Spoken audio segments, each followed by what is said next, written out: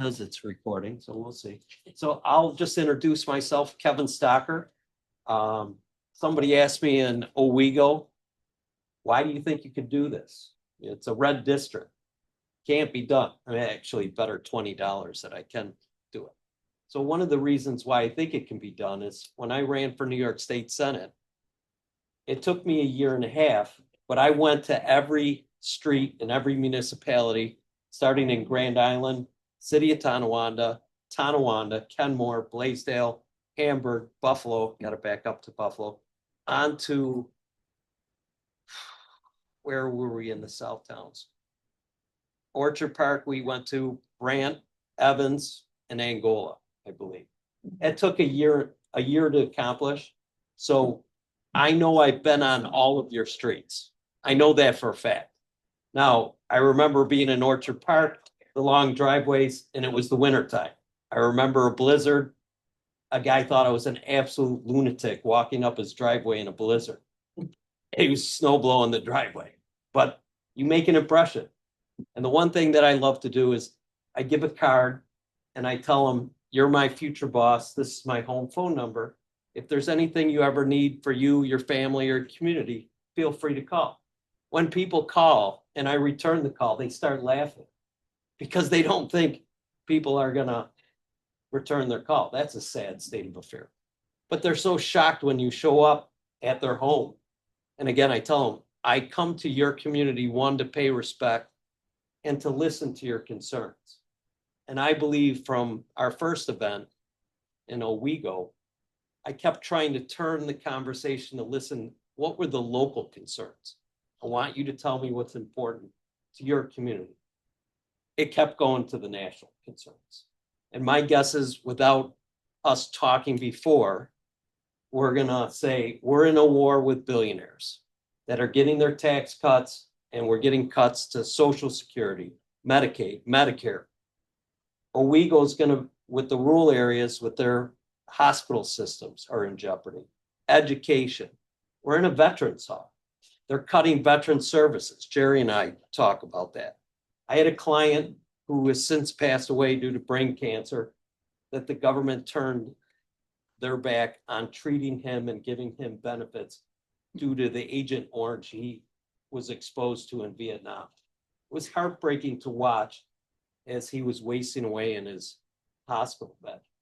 I know how important veterans benefits are, and to thank people like Jerry, people in the other room. So when you see a group of people willing to give tax breaks to billionaires and cut food stamps to people that are needy, it's extremely distressing. I'm assuming, without talking to anybody here, we're all on the same page.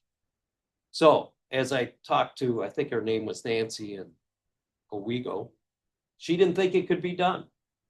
And I said, you can't think like that. It can be done. I've dealt with Nick Langley before. I took on his entire organization from Albany down locally. That seat, I believe it was the 60th seat, they called it, and now would be similar to the 61st seat. Back then, it determined who controlled all of New York State. And when you look at the budget of New York State, it would be analogous to saying the 13th largest country. That's how big our budget is. So when Buffalo News said it couldn't be done, so when I won that primary, they called it the Stocker Shocker in the front page of the Buffalo News. I bet Nancy back in Owego that we're going to do that again. Why? Because I'm going to go to every community. It's going to take a year and a half. I'm going to pay respect. I'm going to listen to concerns. You're going to get my home phone number because you're going to be the future boss. That's how I'm wired to think. So when we won that primary and we beat Nick Langworthy's operation and millions of dollars were spent attacking me, they called me every worst name you could think of. I remember dropping my kids off at school. They were in elementary school back then. Now they're in college. One wants to go to med school. One wants to go to law school. So times have changed. But I remember a mom coming up to me and said, my daughter's in your son's class. with all these $1 million attack ads. She said, why are they talking about Trevor's dad that way? That was a heartbreaking moment. But when you go door to door, and I can guarantee you I've been on all of your streets, because I covered every street back then. This was the fall time, and I remember being on Lake, I believe it called Lake Shore Road, where the lake is. And I was going to those doors early in the morning. I wouldn't knock at that time. I would just leave my number. And I remember the sun coming up with the lake and how beautiful it was. And I've read the articles in the news about the lakes and some of the issues with the quality of the water. And we see how they want to cut clean air and clean water regulations. I gotta believe that's an important issue here. We've talked about the farms here and in some of the neighboring. We know that's important. I found that out in Owego. It is important, even up here in the north. So I know that's going to be an important issue. But as we start off tonight, I would like to know from you, what are your concerns? Or if you have questions to me, I'd be happy to answer questions. But I'm here to pay respect and listen to your local concern. You have a notepad, so you must have it. I have a brief prepared statement. A brief And then I statement, would okay. Ask you a question. Sure, go ahead. My primary concern is about the human impact on climate Yes, through the burning of fossil fuels, yes, which adds carbon dioxide to the atmosphere. This is causing a significant warming of our planet and resulting in weather disasters. I'd like to just quote a couple of statistics from NOAA, which is the National Oceanic and Atmospheric Administration, which Trump is now trying to muzzle. right, And they have a data bank called $1 Billion Weather and Climate Disasters. In 2024, last year, the United States had $27 billion disasters. The total cost for that was $182.7 billion, and 568 people lost their lives in these disasters. Right. Floods, fires, tornadoes. That ranks as second for the most disasters in 1 year, last year. Now, in 2020 to 2024, which is 5 years, we had $115 billion disasters, which cost the economy and our country $746 billion, and 2,520 people lost their lives. right, That was 23 events per year. That's a bit of data from 1980 to 1989, 10 years, there was a total of 33 disasters, averaging $22 billion per year. So we've gone from 3.3 per year to the mid-20s per year, which, if you believe the science, we are in a climate disaster. Right. And we have to do something about it. We as a country need to replace fossil fuels with renewable energy sources, including solar, wind, and geothermal. right, The Trump agenda is drill, baby, drill. right, The Republican Party has been bought by the fossil fuel lobby. They refuse to address this looming climate crisis.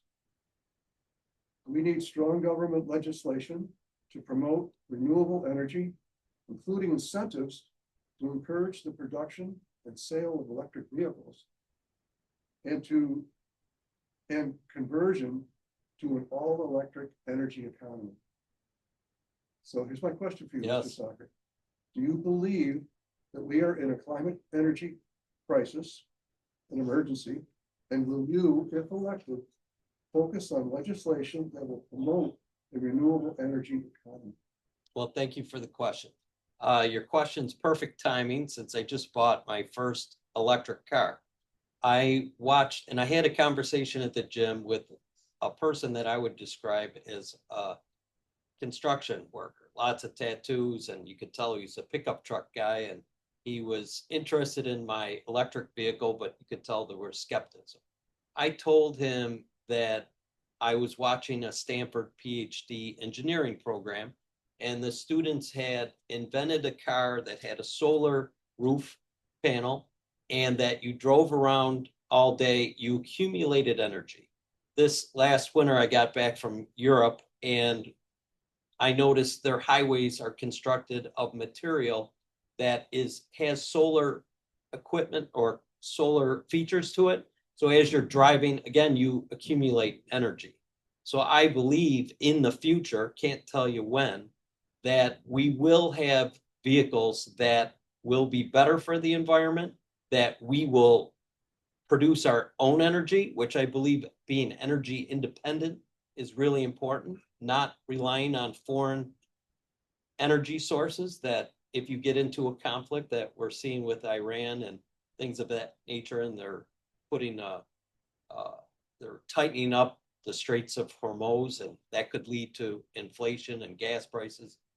I have enough gray hair to remember the Jimmy Carter gasoline crunch, and you had to have a license plate with a certain letter at the number at the end, and you could only get, I'm old enough to remember that. So we know we want to be good for our environment. I will point out that I heard Senator Moynihan in 1977, you could Google it, and he said back in 1977 that if we don't do something about the environment, global warming now, that Washington, D.C. and New York City will be underwater in 20 years. Well, we know that didn't happen. But at the same time, we have to protect our environment. It's very important. I do believe going solar with the technology that I see coming from China, which I believe we should create those jobs here and we should invest in those jobs. I do believe the big war coming up is with AI and the elimination of jobs. I saw an expert talk that he felt that in 5 years' time, AI is going to eliminate 50% of all jobs currently in existence. I think that's frightening. I think we as a community need to get out in front and retrain and know how to serve AI, repair AI, program AI, and get out in front. So communities such as Hamburg or Owego, retraining so we get ahead of the curve for jobs. I do believe, creating jobs, and I don't want to see billionaires take over. I want to see them pay their fair share.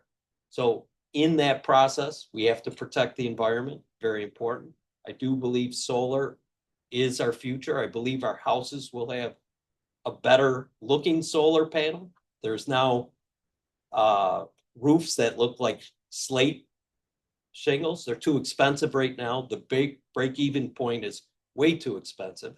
But subsidizing in that area so you no longer have to pay an electric bill. Now I'll go back to the contractor I was talking about. I said, your vehicle will be energy independent. You will plug in and you will sell your electric that you accumulated back to the grid. You'll make money. Your pickup truck will have a generator and you're going to be able to use the tools, or if your house has a blackout, you'll be able to power your house. This is coming. How fast? I can't tell you that. So by going in this direction, I do believe it's better for the environment. I believe we have to protect our environment. I believe, Hamburg, I read about the issues with the water. We know we have an outdated sewer system that needs to be addressed, and we need to protect our drinking water and recreational water.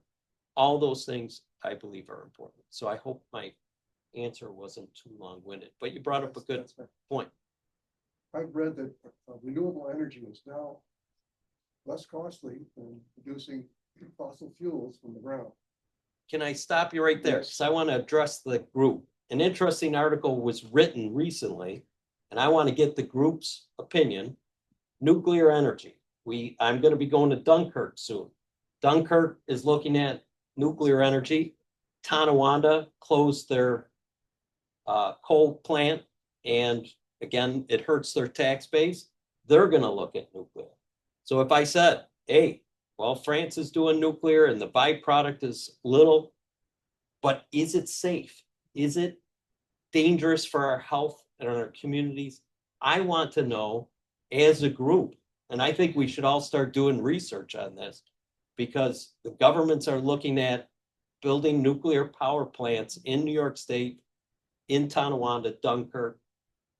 Do you think that's safe? And I want to give you an example.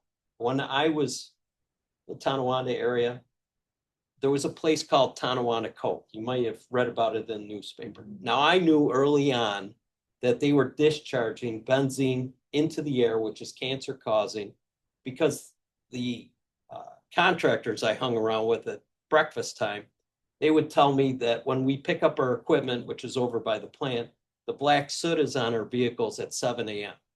So we knew they're paying the elected officials, both Democrats and Republicans, millions of dollars, and in my opinion, to turn their back on a community while this company discharged benzene into the air and gave our community high rates of cancer.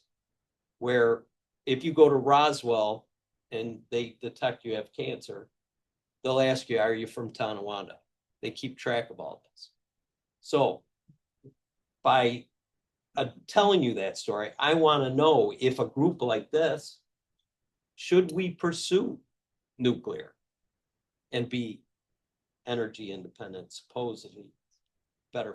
What's you seem to be an environment. My profession is a chemical engineer. Yes.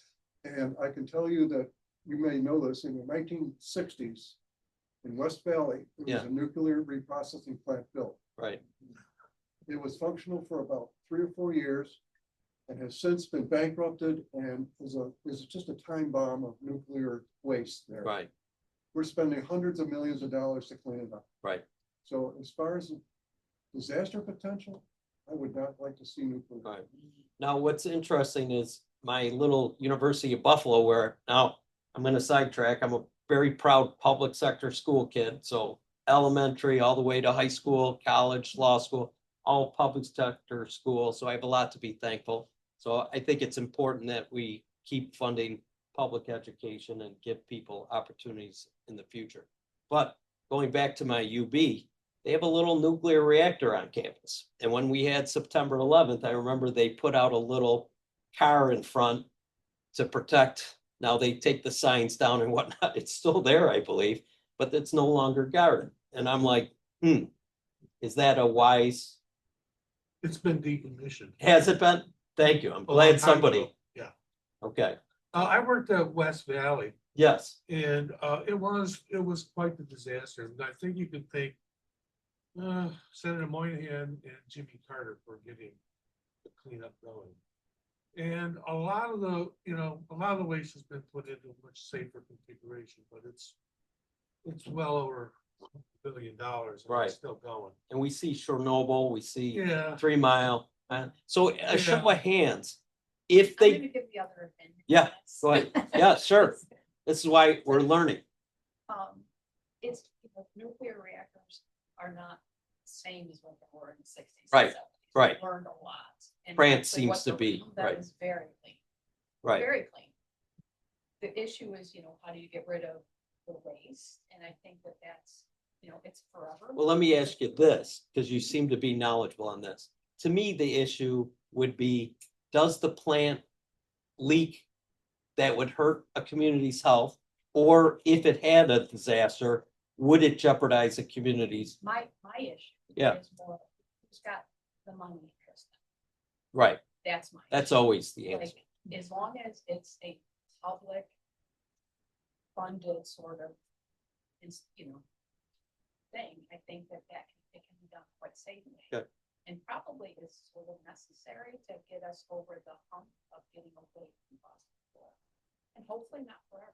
So I think the environment's important, but I think what we see going on right now, I want to steer back to billionaires getting their tax breaks while we cut Social Security, Medicaid, Medicare, veterans benefits.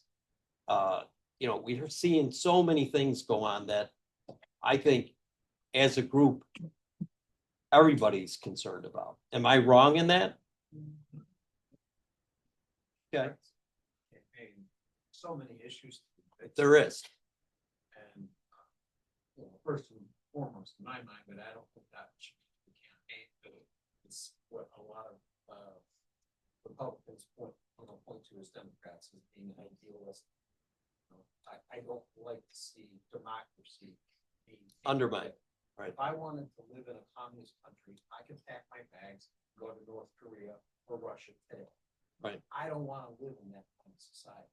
And that's what scares me, is we're starting to see that happen with this administration. You brought up a good point. Justice John Roberts of our Supreme Court just gave a speech that we're in a constitutional crisis. When I heard Trump speak about it at one of his rallies, you're no longer going to have to vote for a president in the future. Like, what are you talking about? That was red flag number one. When I see that he's not willing to follow a judge's order, follow the law, disrespect our Constitution, these are all red flags. When I see somebody that wants to replace generals who are only loyal to him and not the Constitution, another red flag. Get back to Nick Langworthy. You see a person that recruited Donald Trump, mentored Donald Trump, and is totally loyal to Donald Trump. We are seeing he does. I hope this gets put on camera and a message sent to him. He doesn't have the courage to come to Hamburg and look at you in the face and say, I'm going to give Elon Musk his tax break and I'm cutting all your benefits. He doesn't have the courage to show up. Not only show up, I called him over a month ago. Yes. And, of course, I got the aid and I laid out my agenda and I said, I would like to hear from Congressman Langford about my issues. Oh, he doesn't call me. Right. Well, Oh, here's the okay. difference. You're going to get my home phone number. Exactly. So a little different. Get a form letter from him. Yes, formal. Right. That's the extent of it. So somebody My wife from wrote him and he didn't even have the decency to even answer. May I read my letter too? you can, if you'd like to, sure. I said, I am writing today to voice my concerns about how you are representing your district. My husband called your office and voiced his concern and got a tepid response back. I am not in favor of you promoting you to the Niagara Air Force Base as a holding place for immigrants. You represent the southern tier, which is primarily rural. Who do you think fixed those drapes in Chautauqua County? It's migrant workers barely squeaking out a living. Do you think highly educated people want that job? You may have duped your less educated constituents, but not all of us. I am all for removing illegal aliens with a criminal record, but the Trump administration has removed many that are hardworking and have tried to seek out a better way of life. Our country is based on being inclusive, and Trump and the Republican majority do not see this. In September of this year, I will be entering my fifth year as an educator. My entire career has been in a poor school district. The thought of dismantling the Department of Education sickens me to the core. Poor children, I'm sorry, get choked up reading this. Poor children depend on the services provided by the Title I Education Department. With more and more children being diagnosed with learning disabilities, how is this the right move? Cutting this department allows for what? More taxpayers for the wealthy? Privatizing schools and vouchers only benefit more wealthy families. The families I deal with will be left out in cold. Throwing all responsibilities back to the states will only increase the burdens of the taxpayer. Where do poor districts, like many of the ones you represent, come up with this funds? Children with IEPs and learning disabilities desperately need these services. More children will fall through the cracks, and this simply is an injustice. Drastic cuts to Medicare, Medicaid, and veterans benefits to afford tax breaks for the wealthiest Americans is not a solution. You and your fellow Republicans need to listen to the people you represent. I can tell you now, this is clearly not what we want. Stop bending to the need of Trump and listen to your constituents, or be prepared to be voted out. I'm in an area that has been gerrymandered in your favor, so apparently you feel you're safe. I don't want to be represented by a yes man, but one who cares about the good people he represents. I'm not affiliated with either party, but I am a concerned citizen. This legislative branch is not being held accountable, and American people deserve better. I hope in my heart that you reflect on what I've stated and vote with conviction on these key issues. If you choose to fall in line and vote the party line, don't ever expect my vote. So Very good. as this woman made good points in her letter, the people of Owego also wrote letters to Congressman Langworthy. And I remember one woman telling me how desperate she was for her food stamps. She was, and again, in the rural areas, it's a big issue. Medical care in the rural areas is a big issue. And she wrote a letter regarding Medicaid cuts. She got a letter in return about Ukraine. So, He's never responded to this. right. This was May March 9th. So there's a fundamental difference between Nick and myself. I go to people's houses. I enjoy it.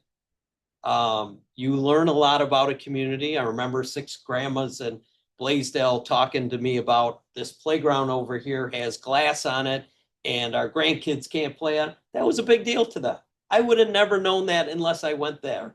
So I knew that was an important issue to that little area of their community. And it was, you have to show respect and listen to people's concerns. So that's why you get my phone number and I'll continue to reach out. I'm going to go down to other communities. I'm just going to keep going, paying respect, learning, listening. I think we're all on the same page. You think federal school vouchers School vouchers for for. private use schools. For your, yes, for your religious schools, private schools. My kids went to Catholic school. I want to tell you up front, I've been involved with some of the litigation involving that. It breaks my heart to see a religious institution that I grew up in cover up and hurt so many families. So when we're talking about education, I believe we need to keep public education our strongest. Like you believe school vouchers are harm. So you're asking me, should taxpayers pay for private schooling? I'd probably say no to that. I probably would say no to that. That's why I paid for private education. My kids went to St. Joe's. We're very happy with that. We had to pay extra for that on top of property taxes. But I believe in order to give everybody a chance in the future for a better opportunity in life, the best way to go is public education. And by reaching out to these charter schools and things of that nature, you're going to weaken public school education. So I can tell that's an important issue to you, but in my opinion, I think we need to strengthen our public school system to give everybody a chance. I do believe in the separations of government, the free speech, and we need to keep religion separate from our government in a way. And we have to respect all religions. I don't believe just because I was born into the Catholic religion that mine is the only correct one. I don't believe that. I think they're all correct. They all teach us how to love and respect one another. One of the other issues I see that's incredibly important, and I don't know why I don't hear more about it, but the rights of women. Middle-aged white guys should not be determining these issues. And women, we need to have them elevated to where they belong. And I frankly never saw this coming from our Supreme Court. Never in my wildest imagination could I see them take away the power of women for the right to choose for them and their family. So I may be touching another hot button since that education issue was directed that way, but I want women to decide that issue and what's important to them. And they should have that freedom. And I've always been that way. So I've been labeled by the Buffalo News as a rebel and a maverick because I've taken on the bosses and things of that nature. And, so to give you an example, I don't think I'm necessarily a rebel. But when I took on Tonawanda Coke and the party bosses came to me and said, you can't do that, they give us too much money. I said, what are you talking about? They're giving our community cancer. And that was the moment I knew that I had to be independent because I know the difference between right and wrong. They don't. They want the money. So When did that That was quite a few years ago. That was before the federal government prosecuted Tonawanda Coke.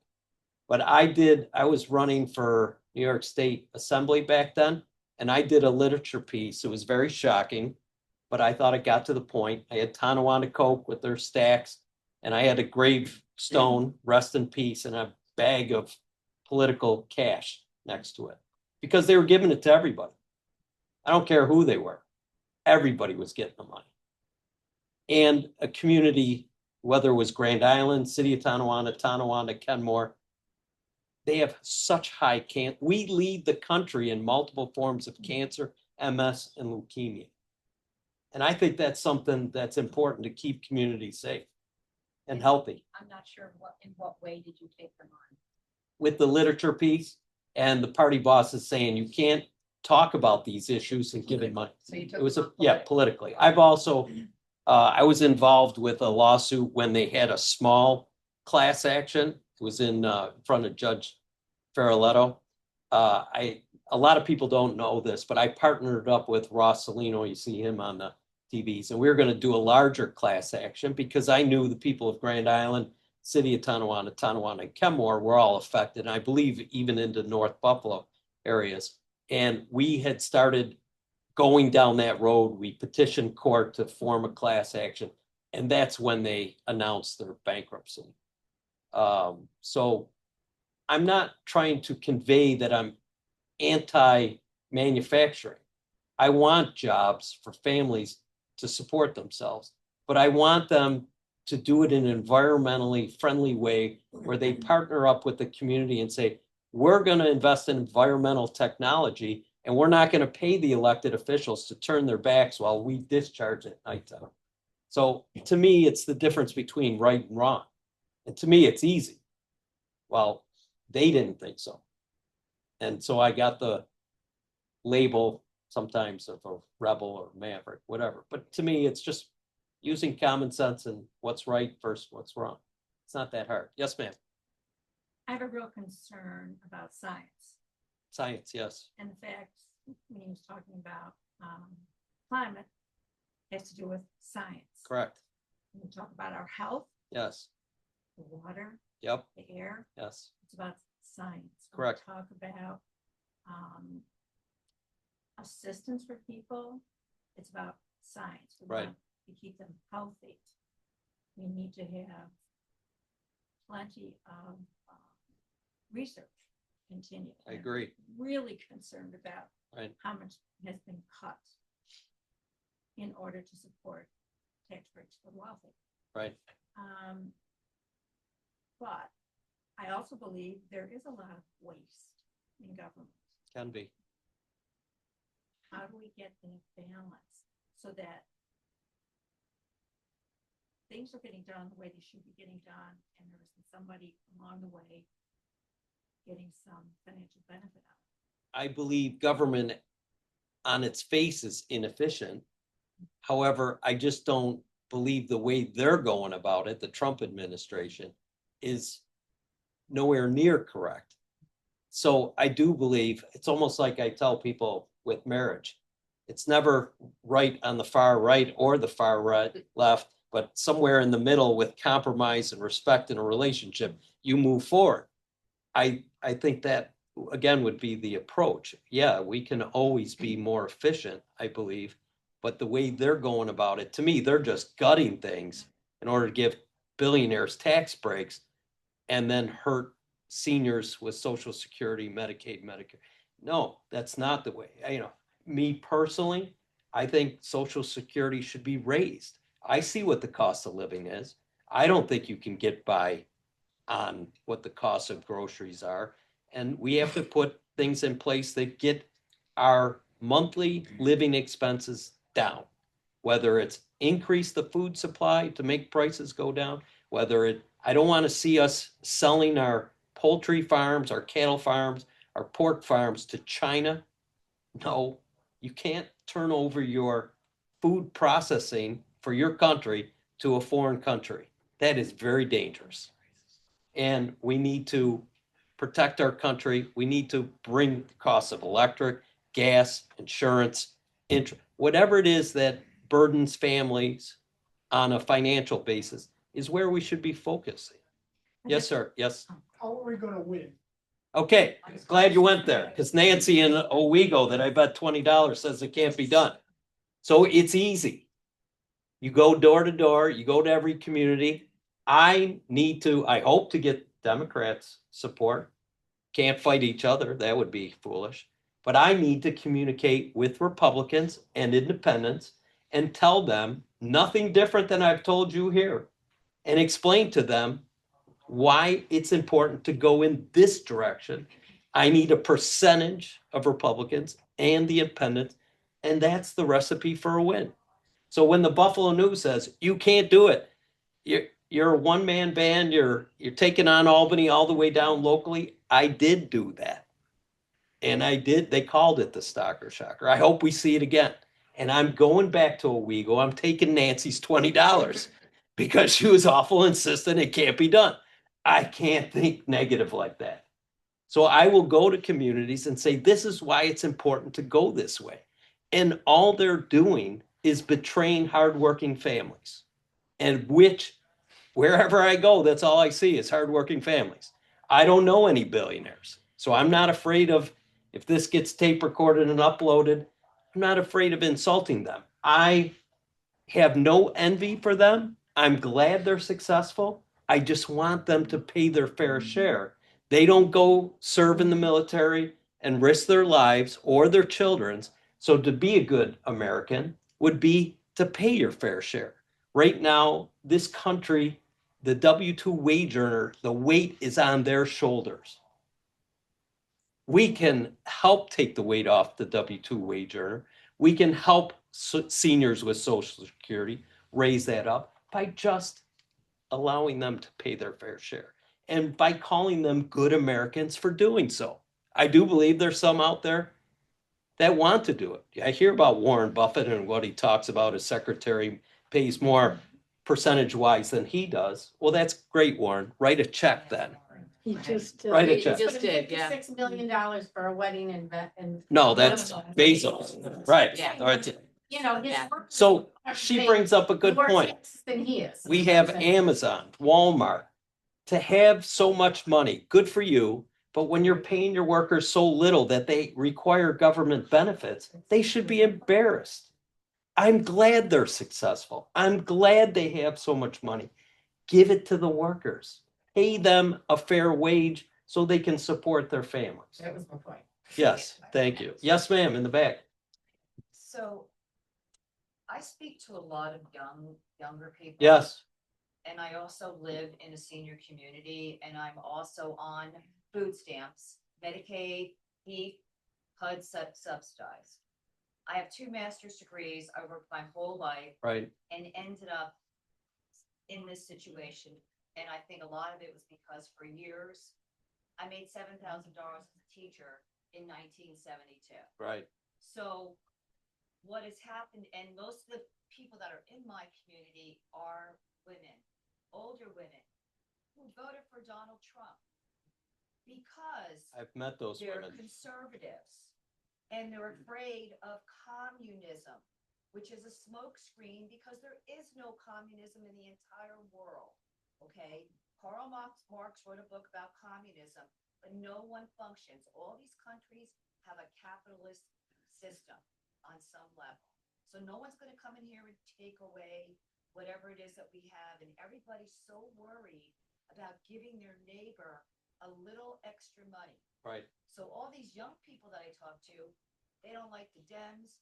They don't like the Republicans. They don't even want to vote. I think it is. I'd like to know is what strategy that you're going to use to get all these seniors who are what I call brainwashed or smokescreen Right. about what's going on. And then how do you get look at this room. Where's the young people in here? Every don't see time 'em. we have a meeting, it's Right. always I get it. women from the And they big don't cities, vote. whatever. We've been out here for years. Correct. I would like to know what it is that you're planning on using as strategies to get this younger population to come out. When I worked on the Obama campaign, Yeah, we had a lot of older people, sure. but we had a lot of, because it was a hope campaign. We thought, oh, wow, and honest to God, it just, everything fizzled. And all these young people they just don't care. Let me address your point right away before I forget. So I go around and I meet people and I talk to them and I tell them, if you don't vote, I'm not going to listen to you. And I keep moving. I said, if you vote, even if you don't vote for me, now you're my boss. Now I'm going to listen. So if the young people, and I hope they do vote, I hope they do pay attention because their future is important. But if they don't vote, I'm not going to listen. Okay. I'm here listening to you. What's important about Hamburg? What's important to you? I hear you. I hear. I think we're on the same page. I thank you for serving in the capacity you've served in the past. I think it's important what we see. I have a client right now who's in a nursing home. She's 1 year older than me. She had a stroke. She's never leaving there. What they feed her, they should be prosecuted criminally. How terrible it is in our nursing homes is a crime. We need to do better as a country with taking care of our elderly, with people of food stamps. So when I was going door to door, one thing I want to share to you, it's about articulating the message. So I went through Riverside, Black Rock, through the housing projects. They allegedly are the most dangerous. They're not. When you go and you show people courtesy and respect, they give it right back to you. So I'm there. They laugh. We don't see people like you around here. Yeah, I get it. This is my home phone number. You're my boss. They love it. They get it. They want a better life. What I realized by going through the housing projects, we have a lot of our veterans in there that have post-traumatic stress and they've had a rough life and they've had things that they're struggling with and they're in our housing projects. That I didn't know. We have a lot of areas that we need to lift up people that are struggling with food stamps. So as I was going through Black Rock, I came to a house, got the Trump sign in the window. This would have been administration number 1. And it was in a rough area. And so I knock on the door. A person of color came to the door. Within 20 seconds, I could determine he was so disabled, there was no way he was working, ever. I could tell that. And I asked him, why are you a Trump supporter? And I can't remember why he told me, but I said, do you realize they just gave billionaires a tax breaks and they're cutting food stamps? And he looked at me and he said, I rely on food stamps. I said, I know. This is why I'm talking to you, because you're voting against your own best interests. So it's getting out, it's articulating a message. I know Fox News is not news. There's people at my gym that are so brainwashed that you can't convince them. But you got to keep telling them this is what they're doing. And you need to wake up because you're voting against your best interests. And you have to keep articulating and showing why this is so important. So it's why I'm committing a year and a half. This area is so huge, but so was the New York State Senate. And if you would have started in the beginning and said, I'm going to cover every street in all these municipalities, you would never start. You just go. And after a year, you look back and say, I can't believe how much I've covered. But I remember a house in Hamburg. It was out in a somewhat rural area and it was early in the morning, 7 o'clock. So, I'm not going to knock on the door and get in trouble. So I'm just going to leave the card. But when the family opens the door and they see you coming and they say, Kevin, we're praying for you and your family. What a great gift that is. What a great way to meet people. So those are the good things. So I think I've only had 5 negative experiences. Yes, ma'am. Yeah, one thing I have a couple questions. Sure. One thing I'd like to know is you were a Republican. Yes. Until. Can I tell you what? No, let me. Go ahead. finish. Yeah. My wife says I interrupt too I much. would like, That's a man thing. Yes, I've been told that. you were Republican until like roughly the last decade, right? It was when Donald Trump got elected. Okay, so when he was elected or when he Yeah. was? Since I interrupted, I will tell you when it was and why it changed me, but go ahead, finish your question. Okay, so that tells me 8, 9 years ago, if you. 2016. Clinton, then, but that tells me that you were a Republican, you were a politician who was a Republican until 9 years ago. And that tells me you were a George W. Bush supporter, you were a John McCain supporter. going You'd be back on wrong in further. all those assumptions, but go ahead. Reagan is the root of all this crap that's going Okay. on now. What? So Why were you a Republican? I was born into it. And when I graduated from high school, when they say register, my father was a Republican. So I didn't know what I was doing. But I knew that I was different in the sense that you can't be a politician, you got to win. I have come 1.1% away from winning. So I can't be called a politician. I've run for office. But when I sent out my literature, I was a different one. That's why they called me a maverick. That's why they called me a rebel, because I believed in women's rights. I believed in the environment. I believed in science. When I sent my literature out, I think I was the only one that made sure I put the union bug and paid more money to send my literature out, because to me it was important to say I support hardworking families and I want to pay more so that they can support their families. So now going back to the breaking point, Donald Trump is in office, Carl Palladino is a governor's candidate, and Sheriff Howard is the Erie County Sheriff, and they're doing a pro-Trump rally in front of City Hall, and they have Confederate flags flying and the Ku Klux Klan passing out literature. I said, that's it. I am done. Because I know the difference between right and wrong. The Buffalo News wrote an article. I was the only one back then that denounced that and said, I'm leaving the party. I was the first, I believe, in all of the country. But I knew that was wrong. It was not how I was raised. Now, I was attacked for being a snowflake. I'm proud to be a snowflake because I know the difference between right and wrong. So did you support Trump when he I ran did in not. 2016? Okay. And when I resigned, I said I called what Trumpism was and I defined it and I could see it coming. I don't know why I could see it coming, but it was easy to see for me. I don't know why so many people were lost. So let's go back. This last election, I wrote 10,000 letters to Democrats and I asked them to find a friend in Pennsylvania because Pennsylvania was a swing state. And I said, we know what's going to happen in New York. Let's work on Pennsylvania. I drove to Pennsylvania on election day. I worked with one of the union halls and I went to people's house to see if they needed a ride to the polling stations.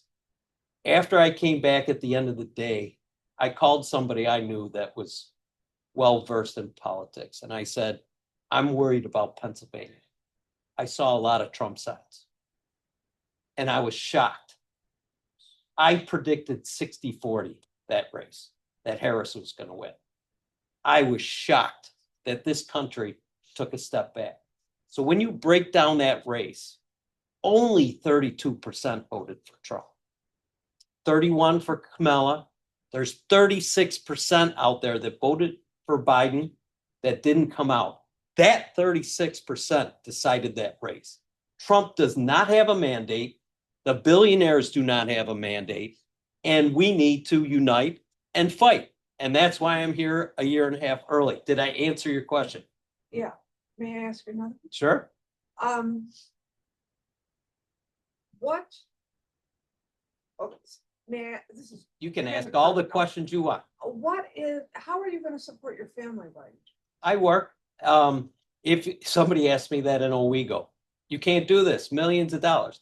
I read an article yesterday that they're gonna raise $500 million that Elon Musk is gonna put into this race to make sure the Republicans control government.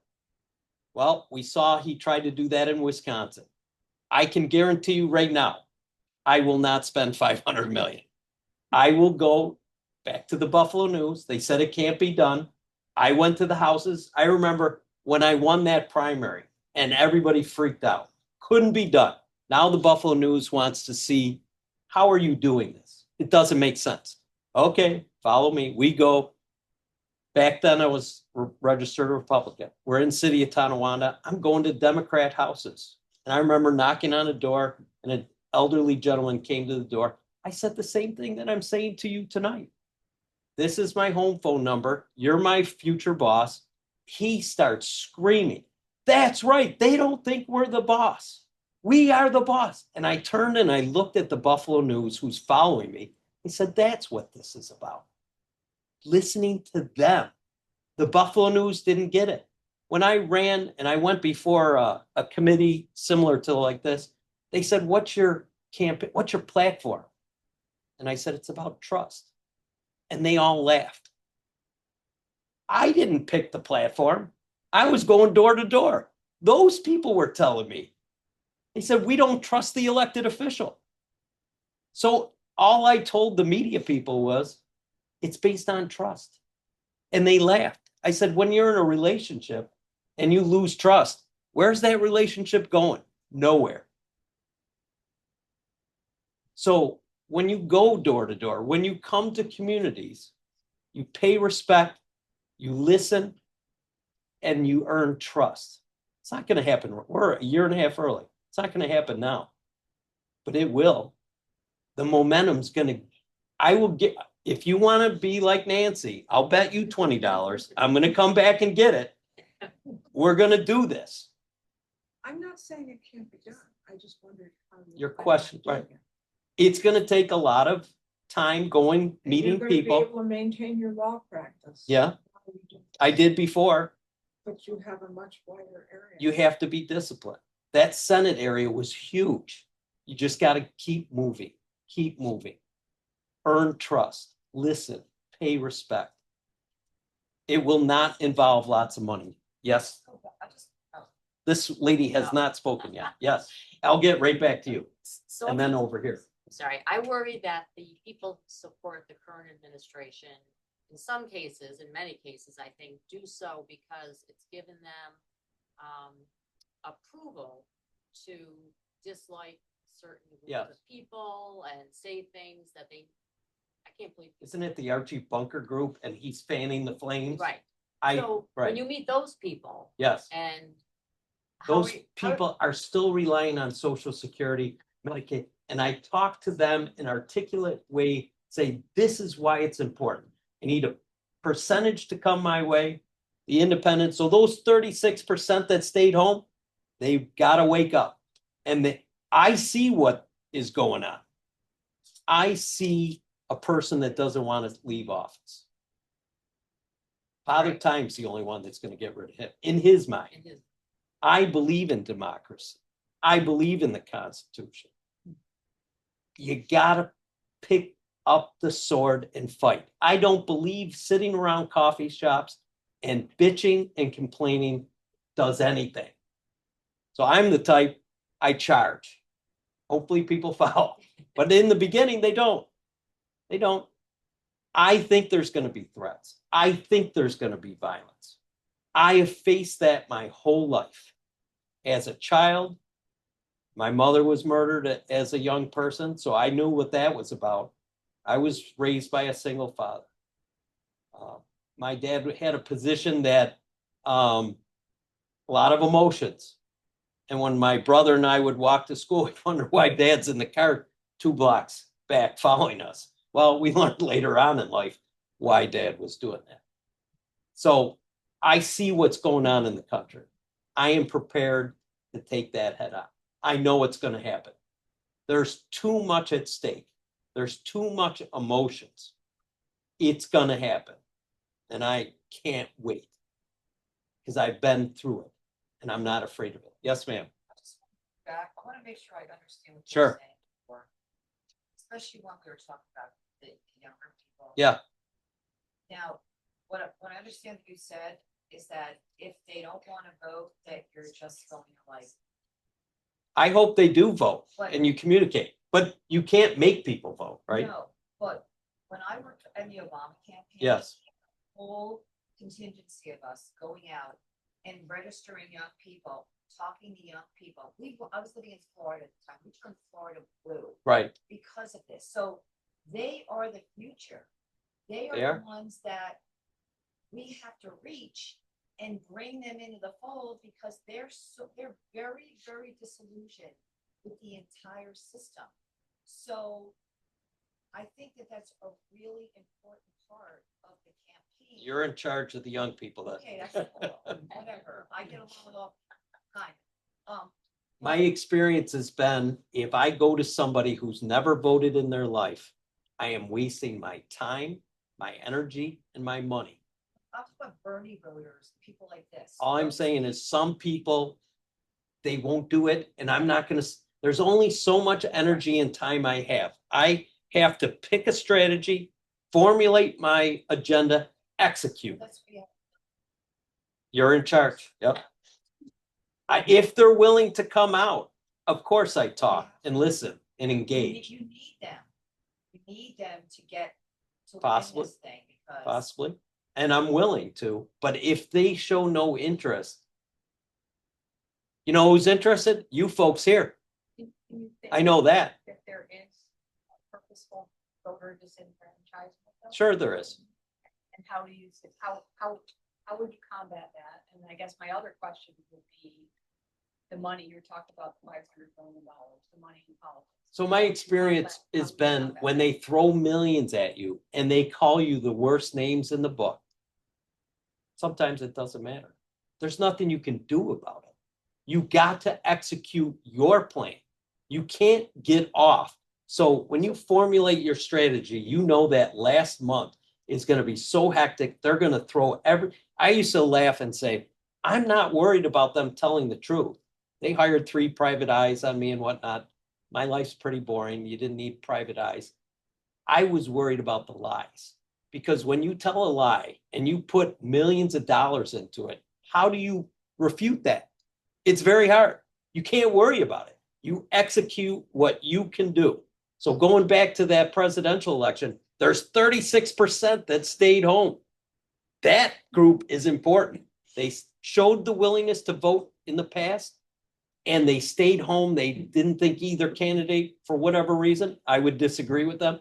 Articulating with them. So I know talking to Republicans and independents is going to be really important in this district, right? It's a red district. We got to flip it.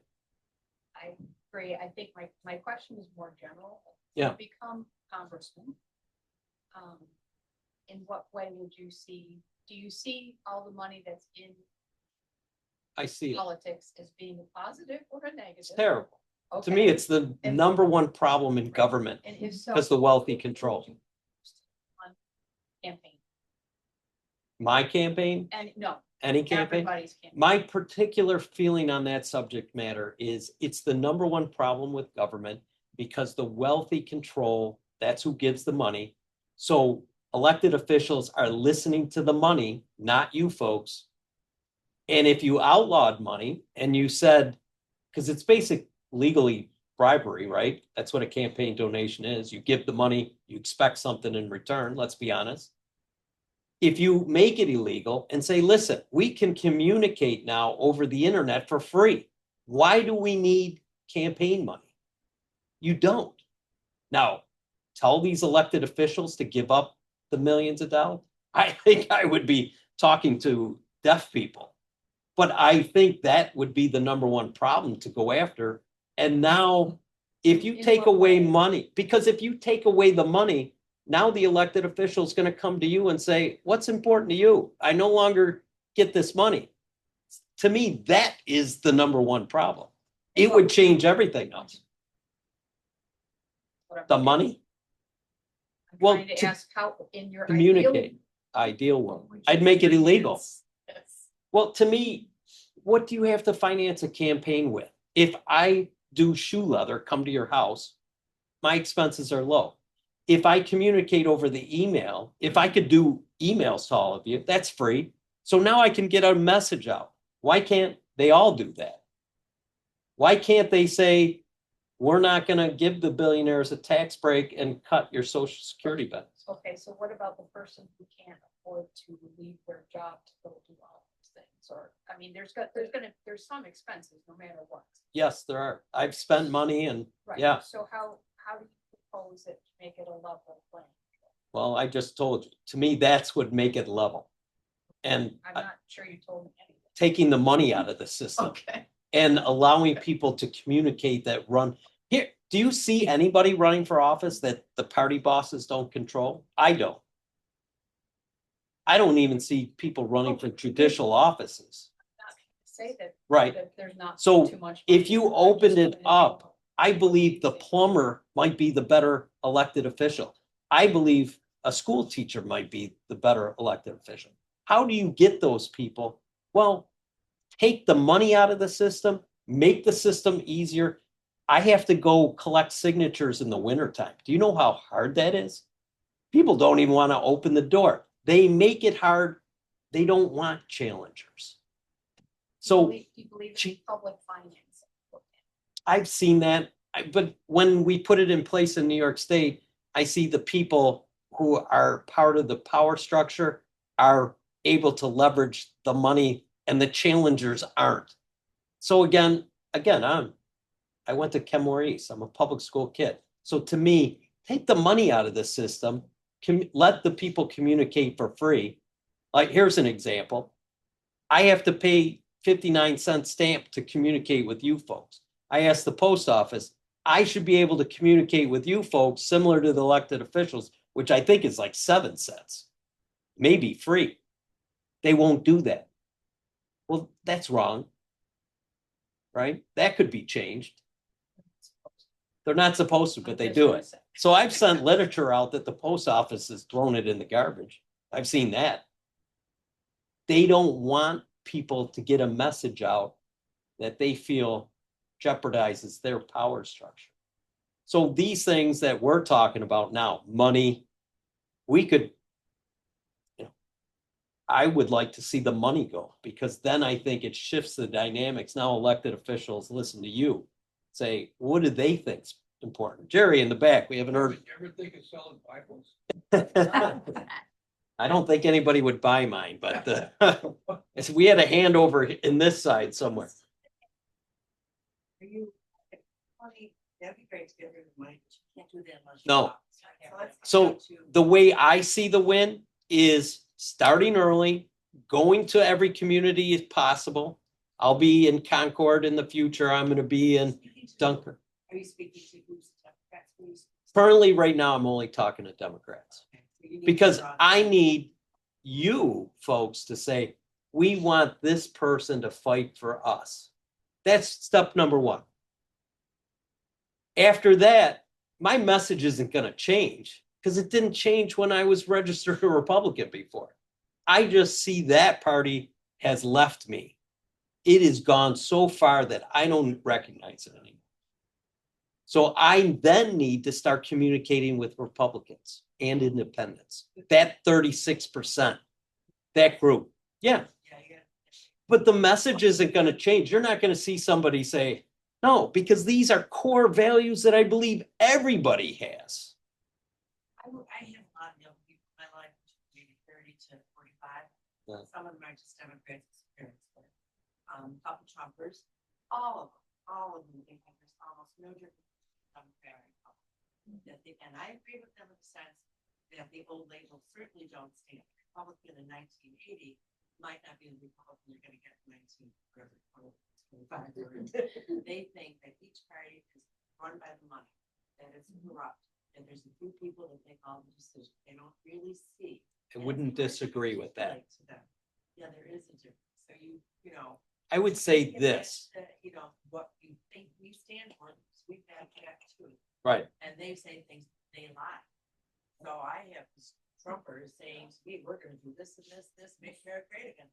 none of that happened, right? Right. But they're rigid, they don't, and again, I have a hard time sometimes where, say, somebody was talking, say, about conservative, I thought, I don't know about conservative, these that are socialists, that guy in New York, socialist, I'm thinking, what's a socialist now?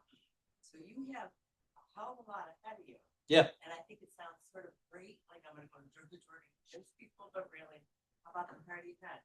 You talked about- Okay, so you're like Nancy and Owego and the Buffalo News, Oh, $20.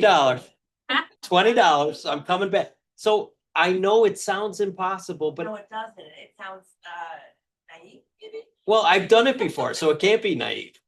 So I won the primary and I came 1 point from winning the seat that the control. So You know what? It's right I'm there. not trying to sound hostile, I'm trying to. that's, sound I like don't take it hostile. Somebody has got Right.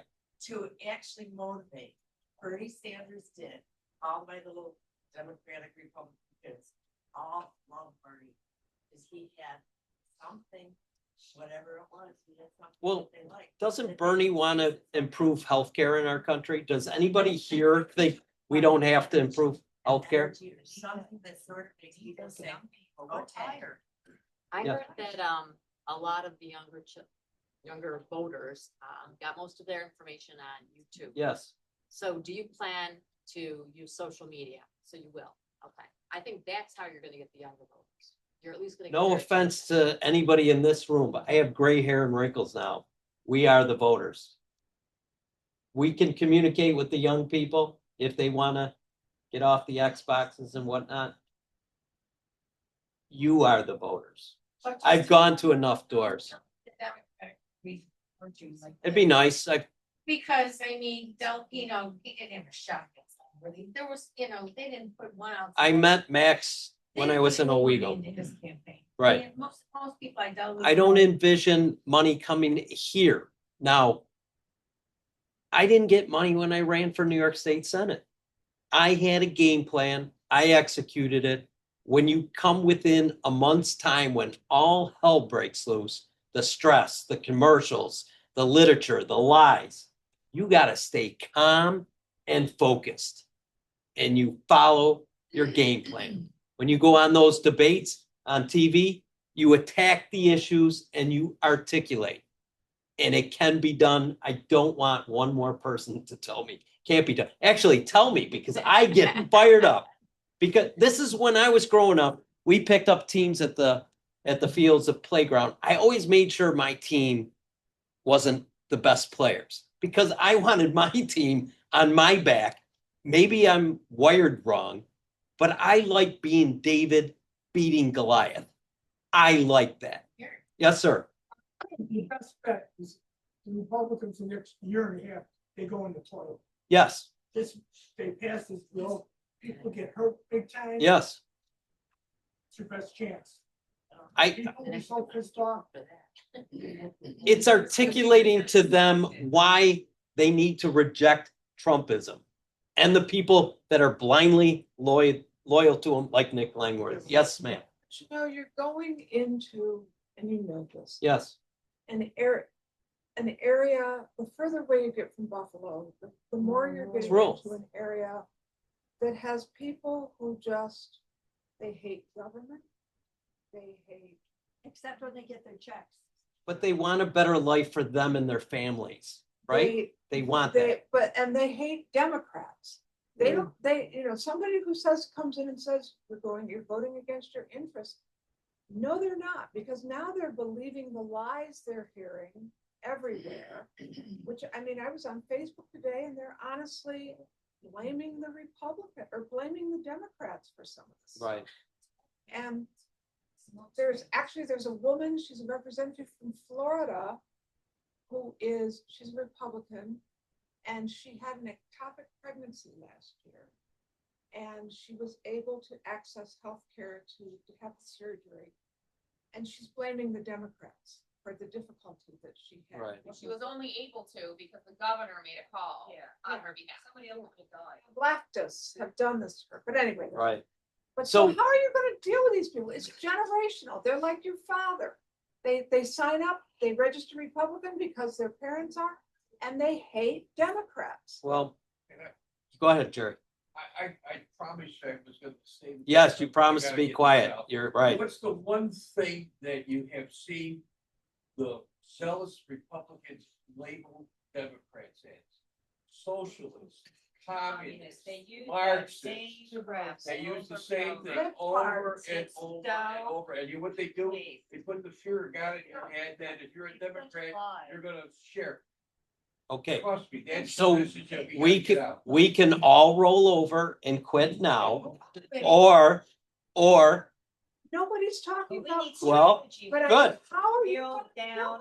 It's more than just Read saying, about hey, Vietnam you're War voting strategy. against your self-interest. what's your suggestion? We need I- a mom's I- best Okay, friend. yes, sir. He's got a suggestion.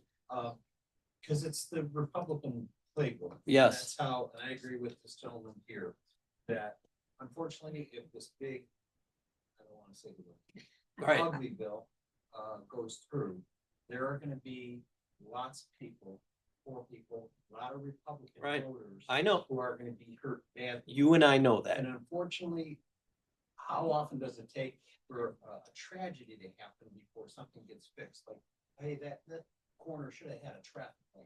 And until somebody gets killed, nobody does anything about it. Well, let's say this. When I was a little child, a little boy, my mother said, don't touch the stove, it'll burn you. I touched the stove and then I touched it a second time to make sure that's what burnt me the first time. Sometimes you have to learn the hard way. And that is what I think is that Republican that I would be talking to. It's gonna hurt them. I know that, Right, and so I but would sometimes say, they're gonna learn. take that Republican playbook, because what do they, how did Trump win? It was, they always use fear. Oh, these immigrants are coming to rape you, to send Right, drugs. right. It's and offensive then talk. Trump, I'm gonna lower the cost of groceries on day one. Grocery, have you ever heard that word? Oh, God, no, I never heard the word grocery before. Now, does anybody believe when Trump opens his mouth, a word that comes out of his mouth? He lies Nobody. to No? Nobody do. Do believe. I don't know if they do or not. But that's what you gotta They do do in your that in campaign and Democrats. you We gotta will hammer put them a on- game plan together and you execute and you never get off of it, even when chaos happens, and it's gonna happen. And they're gonna spend $500 million. It's gonna happen. There's nothing you can do about that. You got to, like an athlete, take a zone in and lock in and execute. And I'm willing to bet anybody like Nancy and Owego $20, but I'm gonna come back and collect. I'm telling you right now. It will get done. Can't fight with each other. We have to be a positive message as to why this is important. Our country's heading in the wrong direction, and it's important to turn it around. I think one of the biggest issues, we haven't talked about it tonight, but I think it's huge. When you disrespect Canada, your trading partners, and you alienate them, you are playing into the hands of China. When they turn and they go to China to be the trading partners, you're going to diminish your value in the world. We cannot allow this to happen. Same thing with USAID. Same thing there. You cannot do that. I think that is very dangerous. You have to respect Canada's independence. These are our partners. This is why we're the leaders in trading. And China is ready to pounce. Similar to England after World War II, they fell down and we assumed their place.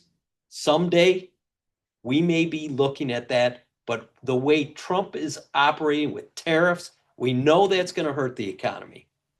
It doesn't take a rocket scientist. It's not good for consumers. It's not good for people's monthly bills. We need to do the opposite and keep these relationships healthy and alive. It will prevent World War III. It will help us be leaders in the world. We have to respect others. Well, Trump respects nobody. He doesn't. He's a complete buffoon. And people that support him, like Nick Langworthy, Sure. we're going after him. Pick up the sword, charge into battle. We can't fight with each other, and we're going forward. care what we campaign say. strategist. Of course he doesn't. But you know Of course he what does. care is when those people who are going to find that they have lost health care, they have lost food stamps, they have lost social security. What they do have we know lost the veterans difference? benefits, then they're going to, then they're gonna open their eyes, not until What's the then. difference They'll between Nick blame and the I? Democrats. Nick lied to my face. I get it. He's similar to Trump. He won't show up here because he's embarrassed. He's afraid of what's going to happen to him. I'm showing up here. I will continue to show up here because I know I keep my word. You know what? So I'm not afraid of anybody in this room. He's afraid as long as he's got Trump's backing. He He's a- doesn't have to show up anywhere because he's got Trump. He's afraid of you. Oh, yeah. Yeah. He knows. His letter says. He knows he's sticking everybody in the back with a knife. He knows that. And Yeah, he's afraid to show up and look you in the eye. He is a coward. I hope it gets out there in the news that I'm calling him a coward, because that's exactly what he is. but he doesn't care. You need a It's fine. podcast. He We will. don't need to convince him, we just need to convince Right here. the voters. You need a podcast. Right here. Here, when he doesn't get reelected, Yeah, real- then he's going to. A real then he's gonna podcast. Change his tune. Then he's gonna say, oh, that wasn't me. Then he'll become a Democrat. Well, that's where the Democrats and your campaign and the ads, we have to just keep reminding people. Higher cost of groceries. Yeah. You know. Friction with our neighbors, our good neighbors to the North Canada. My mom was born in Toronto. That just ticks me off, the way he treats Canada. It's absolutely offensive, especially in our area. Proud of those Canadians, because they're the only ones that have said, not us. Right. Go somewhere else. Right. Yeah, They ma'am. stood up. That We have Well, not- I I was just do a shameless plug here, there's an Elbows Up rally on Yes. Saturday from 11 to 1 at Freedom Park in downtown, along the old break wall. We're gonna play, or there's not gonna last long, there's Oh Canada, we're gonna do all kinds of stuff, and there's gonna be Canadians on the other side waving back. So please call me if you can. So because my son This go, Saturday. my son goes to Michigan State and he has to go up to Canada, I was so mortified with Trump's behavior that I wrote a letter to the border people. And I said, I apologize. I said, us Americans do not think like this or speak like this. Right. We respect your independence. We respect your values. Right. I said, this is like the drunk, ignorant uncle that comes to the family gathering and embarrasses the family. Thank you. Precisely. And I apologize. And I said, we're gonna have to work our way through this, but this group will diminish. Yes, ma'am. Why do you think Trump is trying to destroy our country? I don't. It's a good question. There- So He's got money. I was telling Jerry this, any issue that you have, what I have learned, you never listen to people speaking. You follow the money trail behind the scenes. I think what you're gonna see, I once saw Trump's kids interviewed, that they get their money from Russian banks. I think you're gonna see some tie to that family and Russia that's gonna explain why he's so unusual in his behavior towards them. Follow the money, keep watching the money, don't listen to the words, and someday it will be revealed. That's my guess. Yes, ma'am. What's your stance on what's going on with immigration? My first point is, I think it's abhorrent that people that are trying to get a better life for their family and struggling so hard that are called maggots, they're called rapists, murderers, drug dealers. Dogs. Right. This is ignorant talk, goes back to treating people with courtesy and respect. The one thing I've learned when you talk to people, whether it's the farms, talk to the roofers, they're losing laborers. Yep. Projects in Buffalo are shutting down because workers aren't showing up. So I do believe we need a secure border. I do believe we don't want terrorists. We definitely are going to prosecute criminals. We have a justice system for that, but we treat people humanely. We need a system where we bring people in because we have a labor shortage in this country. People need to wake up to that. And in order to our country to prosper, we need more workers. We have us baby boomers. I'm the last year of the baby boomers. We are going to crush the system. We need to bring other people in. And the one thing that I learned by going out to these homes and the housing projects, I don't care what color your skin is. People are beautiful. People want a better life for them and their families. Nobody's different. Nobody. So all the talk I hear on Fox and that, they're teaching people how to hate. I refer to them as the Archie Bunkers. They're not going to last. The younger people will fill in behind them and they will slowly disappear. What do we know based on that last election? 32%. It's not a big number. If we say it can't be done, what is the message? No. Talk to that percentage there. Talk to the independents. You'll bring them over. You know this country's in a crisis. It's going to get worse next year. There's going to be threats and violence. You got to stand up to it. Can't be afraid of it. It's coming. You People cannot are in the discount street. young people though. I won't. But, They got to be willing to vote, right? well, and that's the point, because I have talked to people in their twenties and thirties. Right. Taught adults. And I suggested at the time when it was time to vote, vote. just Correct. Like I suggested, go to the library, get a library card. And you know what they said to me about? What'd they it? say? Why should I vote? It's not gonna make any Right. difference. So that's why I tell them, and that's why I tell them, if you vote, you're my boss. If you don't vote, I'm not listening. And I make it as Well, you're one, clear cut. but It's you've like, gotta get them all to Gotta get feel them. that it's important. There were a lot of first-time voters for the last presidential Yeah. election, as somebody who worked the elections. Yeah. A Right. lot of That's people, good because to know. they made a point of saying, this is my first time voting. That's it. Right. The young kids. Yeah, yes. So yes, now yes. they're engaged. So you Yes. do listen to them and communicate with them. Yes, And ma'am. they'll probably vote again. Also work the polls. Right. And there were a lot of young men who came in who were registered conservatives, who Right. very clearly were voting for Donald Trump. So the theory behind that group is the podcast, the Joe Rogan types. So I've read online that Yeah. wealthy donors want to create podcasts, blah, blah, blah, to articulate. Maybe that helps. I'm trying to create content here tonight. No, you don't like. So the resistance to Trumpism, that's the title of my podcast. Tonight, it's the beginning. In a year and a half, I think we're going to have some traction and it could go nationally. I sense, like I saw what was coming in 2016. I sense this battle is going to be very ugly next year, but it's worth fighting. And it's worth having the courage to articulate and keep following and don't listen to the negative naysayers and fight and you win. You will win. If you get all the people that are in the street, you'll win. Well, you brought Where are up the- points, the protests. I went down to the one in Buffalo. Do you all remember when the Bills lost the Super Bowl and how many people were in front of City Hall? This was 4 times bigger than that. It was huge. And there was a lot of young. There was a lot of young people. So I know they're listening.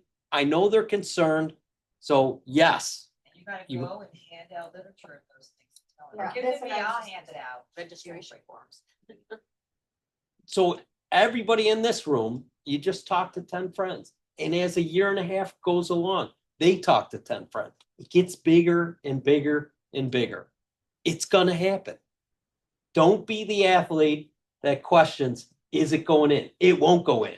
But if your mind is conditioned, it's going to happen. It's going in. If you're Michael Jordan, so laser focused on your plan and executing, and you believe in the plan because you know the plan is so important for the future of this country, it's going to happen. Be Michael Jordan. Have you And you talked spoken about with the- Democratic party leaders? I've reached out to them. I've wrote them all a letter because I believe in respect. Everybody has their own agenda. So their agenda might not match up with mine agenda. I think that the But I at general least, consensus is we want to replace Nick Langworthy. we'll see. I would think among Democrats that is the consensus. Sometimes there's, The choice might be the decision, but sometimes there's think other that- games behind the scenes. Right? So not always the agendas match up. So I'm you'd be saying, willing to run without the party backing? I've done it before. That's how I beat Nick Langworthy before. Well, Because that's how we lose. I'm sick. You didn't let me finish the question. I've done it before, but I do believe in primaries because it gives the power to people. But I think in this instance, this red district, you need to consolidate and focus your energies. I don't want to go into details, but I've seen when there's a really bad person in office that's committing corruption, but because bags of cash are delivered, there's no race against that person. So that's up to you as Are people. you saying that that's what's happening? That Nick Langworthy is delivering bags of I cash? didn't say that. I say it goes on in politics. Would you agree with me? It's being delivered to Tim. Would you agree with me that that goes on in politics? I haven't seen. You haven't seen it, okay. Bag mail. Has done some, for the local Democratic Party, we're not getting that cash. So No, I know We it. got our cash. Usually happens up at higher levels, Because we right? can't even afford to buy hand cards and like ads on TV. There's, Big sale. I don't think there's cash coming from Nick Langworthy's campaign. I didn't say that. Okay, to the Democrats. I'm saying it goes on in politics. What's the Right. competition with the Democrats? I don't know. I have speculate certain people. I've seen people move into the district. There's a professor Geis, I think his name is, in Olean. He's at Bonaventure. So I got invited to speak down there. And I drove all the way down there, and then I wasn't allowed to speak because he was running the event. Now let's say this. If I run this event and somebody wants to come and speak, I'm a gentleman. I'm going to give them an opportunity to speak. Okay? Because I believe the power belongs to you. Doesn't belong to me, doesn't belong up here. You have the power. People need to reclaim this power. It's being manipulated, whether it's in our judiciary, at the highest levels. We see our Supreme Court. I hope this goes out too. We see our Supreme Court, the highest court in the nation, on the take. That's just, is that disturbing? Yes. Very. Is anybody talking about it? John Oliver. Am I blind? Am I the only one that sees this? We all see it. It's Back to this disgusting. gentleman here. Senator It White. goes on. It's disgusting. So the power belongs here, belongs with the people, and they need to reclaim it. Now, my agenda may not match up with other people's agenda. But I think this seat is so important. I think it can be flipped.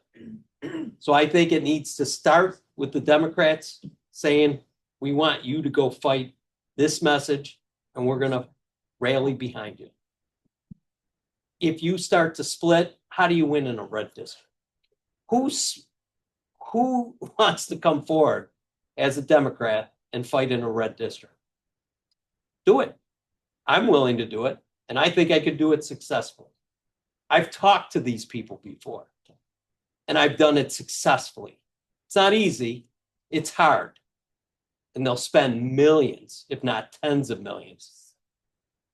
It's going to happen. I'm not going to worry about it. You formulate your game plan and you execute.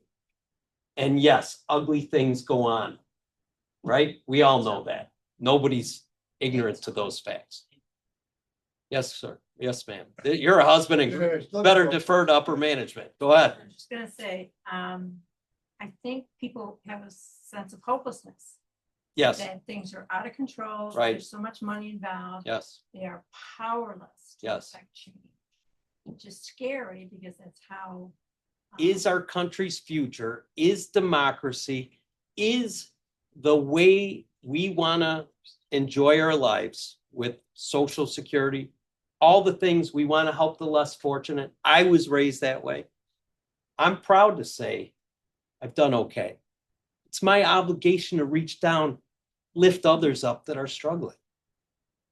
It's an honor. So by doing this and spending all this time, this huge district, it's an honor. So Don't lose it's hope. worth the fight. I agree, but it's. Yes, sir. Some is of the. Well, I was just gonna mention, the next time you're in town. Yes. I will bring my son along Okay. and a couple other people, and if everybody brings somebody along. I have a yellow pad here, and what I do is each town, I was in Tioga, I said, who wants to be a community leader? This area is so big, I'm gonna have to rely on others for communication. If you want to put your name and your address and your email, I'm gonna communicate with you. I wanna network and create this. We're gonna create an army. We're gonna win. I just know it. I see it. That's what you need. You need that army. It's gonna happen. Yes, ma'am. Okay, January 2027, you go to Washington, you're a successful candidate, you take over from McLean. What are you gonna do to clean up the mess? Isn't that a tall task? It's gonna start with communicating with people with respect, dignity.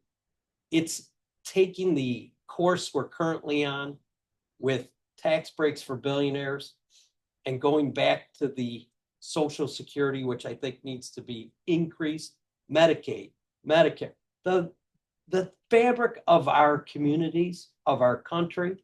It goes back to the trading partners, talking respectfully, apologizing for the past. It's going to be a total different agenda. It's a monumental task with what I've seen, how fast they've destroyed. It's huge, but like the campaign, one step at a time. Legislatively, what do you see yourself proposing? I haven't even thought of that yet. Is there some legislation you'd like to see? Something important to you in Hamburg? Right now, But with yes, ma'am. us. I would like to see a path for citizenship for many people, and even if not. I think that's important. And even if not citizenship, then we don't need to drag people off the street. No, With masks on. no, Literally, I mean, if All I of was that. a woman of color, I would be terrified. right. To just go out of my house at this point, because I could be hauled off the street by some group. How about if you're just a political opponent? Right. Well. With then what's maybe going we'll on be hauled now, off the street and that sent is to, definitely possible. Alcatraz, whatever. I would like to have, a national law created that women have the right to decide if they want to have a baby or not. Of course. I don't understand, I think that's an important. how we've come to this. I'm an Xer, I was born in 68. Right, So I've always known where I could choose. right. Choice, that was my choice, not anybody else's. And it also wasn't anybody else's business. Right. To think that women coming up today, young women today aren't gonna have that choice. Right. It's wrong, and we're gonna need a law. That's the only way we can possibly get that right back at this. Supreme Court. There's no doubt about it. Can't leave the issue to the states. Well, we need It's so important. legislative. You know, the way I was taught in law school is the federal government sets the minimum civil rights. And if you're a state, you can exceed those, but you can't go below that. That's how I was taught. Now we're seeing a Supreme Court, when they went through nominations, they lied, right? They said they weren't going to do this, do that. So they lied. And we see this roll back. Now, it was a powerful interview. I listened to a mother. She had 3 children already. She was pregnant again for the 4th, and her husband was coming back home on a work trip, and he died in a car accident. And at the same time, the doctor told her she had some medical condition that she may lose her life if she went forward. And she had a difficult decision to make for her other 3 children. That decision should not be mine to make, or people up here. That is a woman's decision to make. She has the power. It's her family. She has to decide. One of the hardest decisions for me as a parent was when we were going through the vaccinations and we had all this hoopla going on. And I had the nitwits at the gym telling me one thing. They don't care about their health because they're putting steroids in their body. But they're making fun of me, and I'm listening to Dr. Fauci. I'm listening to scientists. I'm listening to Harvard, Yale, John Hopkins. I need to make decisions on behalf of my children that I was afraid may jeopardize them in the future. I'm not going to listen to politicians or Fox News with an agenda. I'm going to listen to the researchers. I need the best evidence, well studied, to make decisions on behalf of others. The same as that woman at the story I was telling about. We got to go back to being smart. Yes, Jerry. On abortion, probably the issue of abortion is that it wears two hats. It's a moral issue, medical issue. Let each individual decide. They've confused it to the point where they've made it such a moral issue, they're forgetting that there is a medical side. And I know this personally because my middle daughter, when she got pregnant with her first baby, had a problem. The doctor told her flat out, you've got to abort it. Not do well. Right. Now, if she was in Texas, she would probably be dead. Right. That's a medical issue. And medical issue should be between a person and their doctor. Right. And But- it. Yes. Cutting funding, so now the Supreme Court has said that Medicaid does not have to fund Planned Parenthood, right? Well, first of all, that was stupid because the Hyde Act already didn't fund abortion. You can't use federal funds to fund abortions, okay? It's already illegal, but they ruled that now Planned Parenthood can be excluded from funding from some of the states, right? Right. So, okay, fine, that's good. But I think that Medicaid needs to stop paying for vasectomies then. Okay, if we're gonna tell women they have to have babies, then men should be able to decide that they're gonna get a vasectomy through Medicaid, okay? I hear what you're I saying. don't mean to be like that, but it's time that white men start understanding what it's like to have their bodies controlled. So Medicaid should not be paying for vasectomies. That's something I that believe needs that to pass. power belongs to women. Well, that as well, but, Vasectomies vasectomies are at all-time highs and Medicaid pays for them. So that should not be the case any longer. Let's just get back to the issue. The power belongs to women. They should decide what's in their best interest, whether it's religious issues, whether it's their family issues. That power belongs. I am shocked when the Supreme Court took that away. I did not see that coming. So when you go back to legislation, that's got to be one thing at the top of the list, but steering this ship off the course it's currently on also. But you Yes, ma'am. have a priority. Right now, I haven't thought that far ahead. My job right now is to come here, pay respect, listen to your concerns. Just like Owego, I always wanted to hear about the local concerns in case don't know them. But like Owego, it kept going to the national. And I have a feeling it's going to be like that for the rest of the year and a half. Everything national affects us locally. But there's important issues locally too, right? I know that. There has to be. Just my experience going door to door. So I'll continue to ask local issues. Yes, sir. My question is, back in 2009, there was a financial crisis. Yes. And, how the Democrats got in where they passed legislation to protect people like this, that kind of people that are retired. Right. And a lot of people couldn't retire, they had to keep working. But anyways, my question is put out, you ask you a simple question. Those laws, the limits they ran out, the Republicans didn't, buy into it again, and they're letting the banks do whatever they have to do whatever they want to do again, the insurance company. Right. Okay. So my question to you is, I feel that's gonna happen again, It will. okay? And I'm thinking, Can I stop you on that? Because you're really at an important point you're making, and I don't want to lose it. My experience in dealing with the Republicans, they either don't want Social Security or they want to buzzword privatize it, which props up Wall Street. I believe we need to ensure senior citizens with dignity and quality of life living. We cannot eliminate Social Security or privatize it. Certain things the government does well that Wall Street will, due to greed, fumble the football, and we'll be back, just like you said, in another financial crisis. Greed will never go away. There will be, I promise you, another financial crisis. There is a reason why we have regulations to keep checks and balances in place, and they're good. And greed is bad. So you're right in with some of your questions. That issue, Social Security, is so important to keep that and make it better, more money.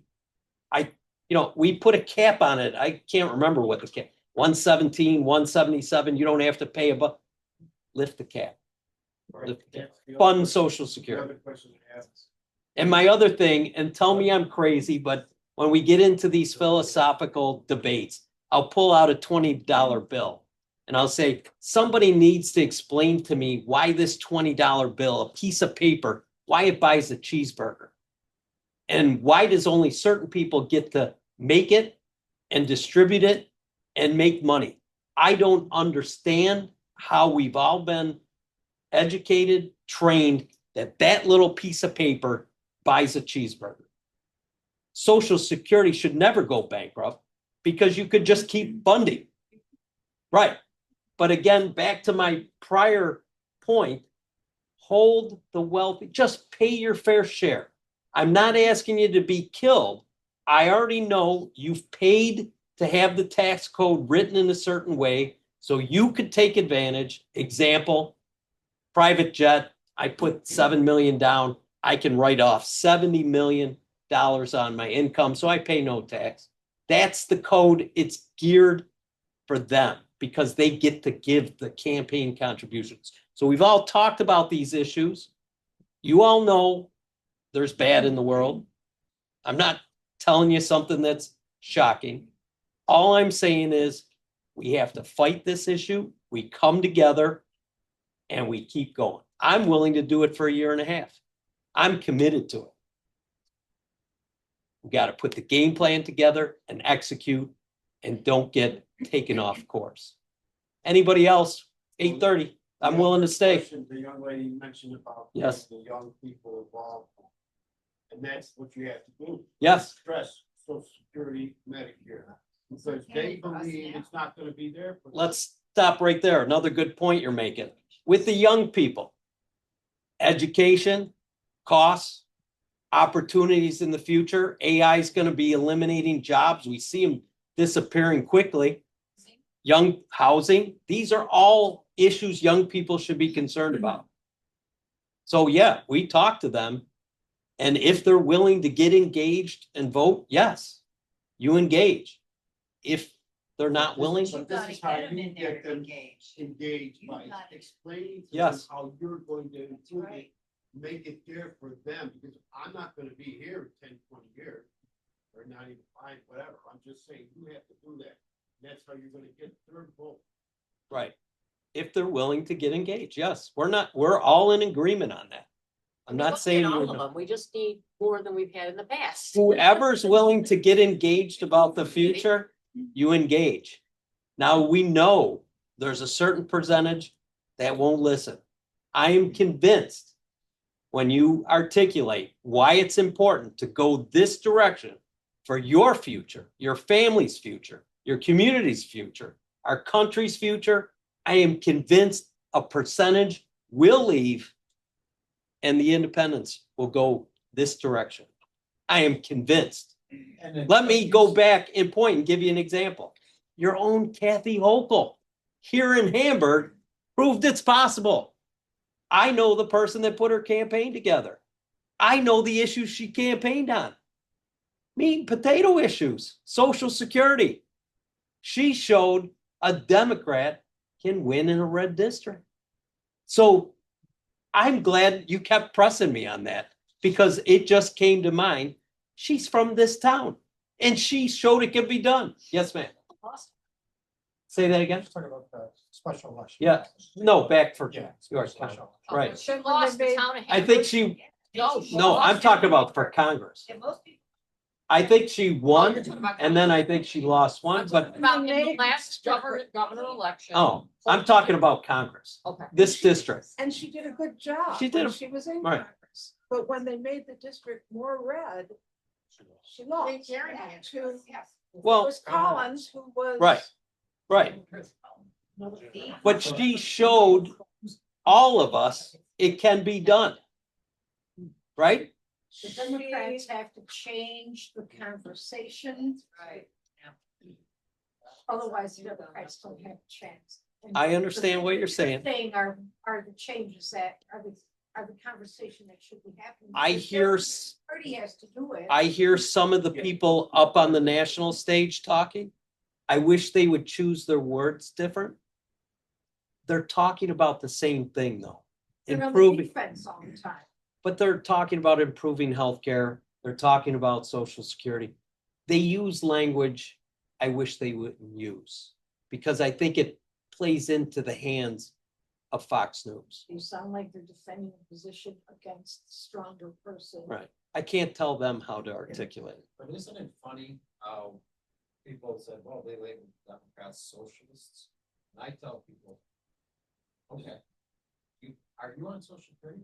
Right. Yeah. Would you want that taken away? And didn't you pay for your social security with all your wages? Wait, social security. Right. Socialism is not a bad word. So. And how about the But let's talk about it. Checking there. Those kinds of Send things it that back. have to be clarified, and they are not. So we all, since we were 15, 16 years old, we worked. Part of our money went into a system and the government said, as you become elderly, we're not going to let you starve. We're going to give you health care. We're going to give you a dignified living. That's how we talk. We've all paid for it.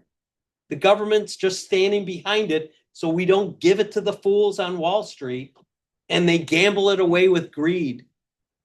Certain things government does well.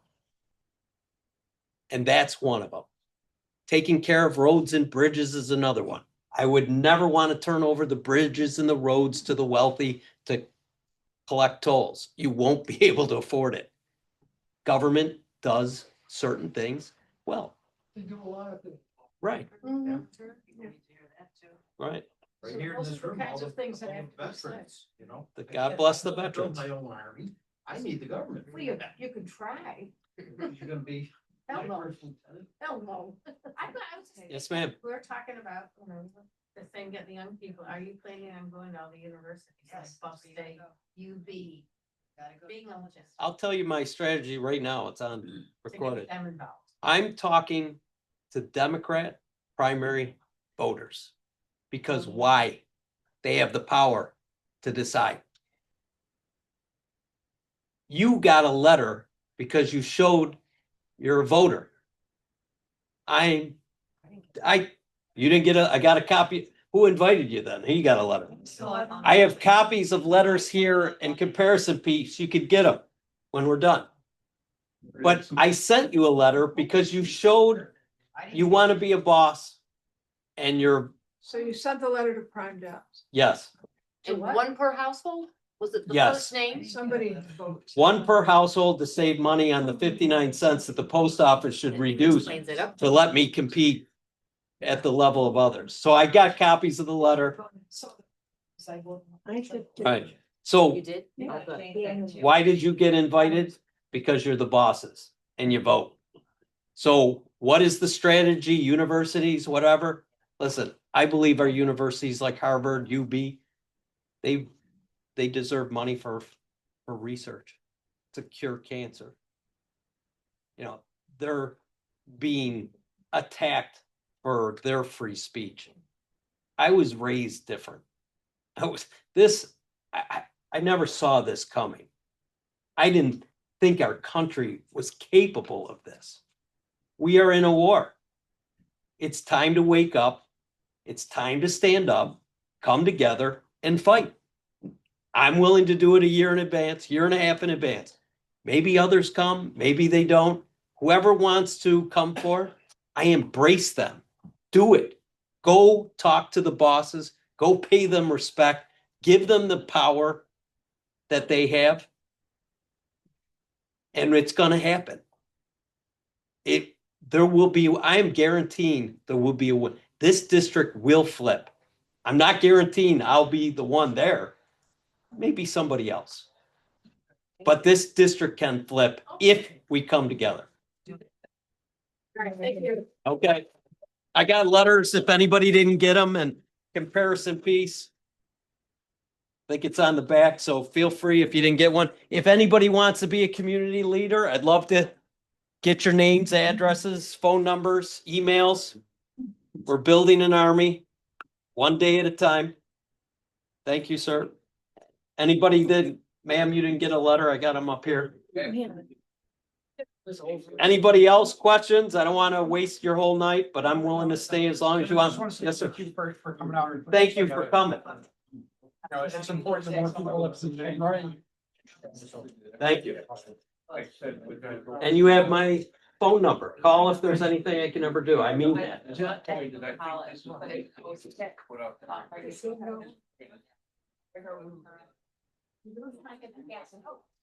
Appreciate your.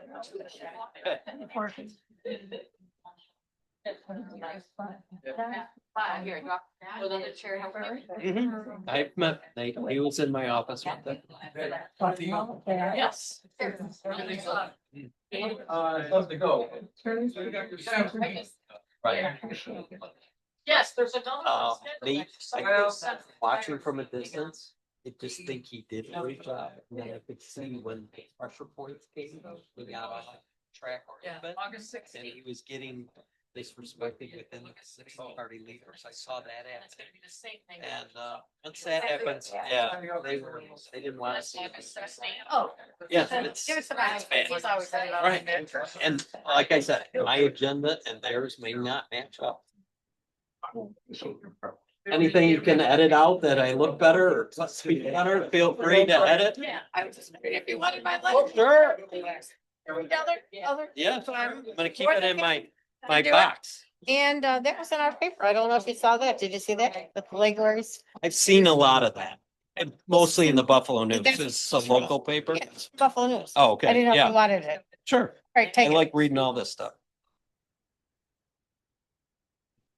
People pretend that they're against it.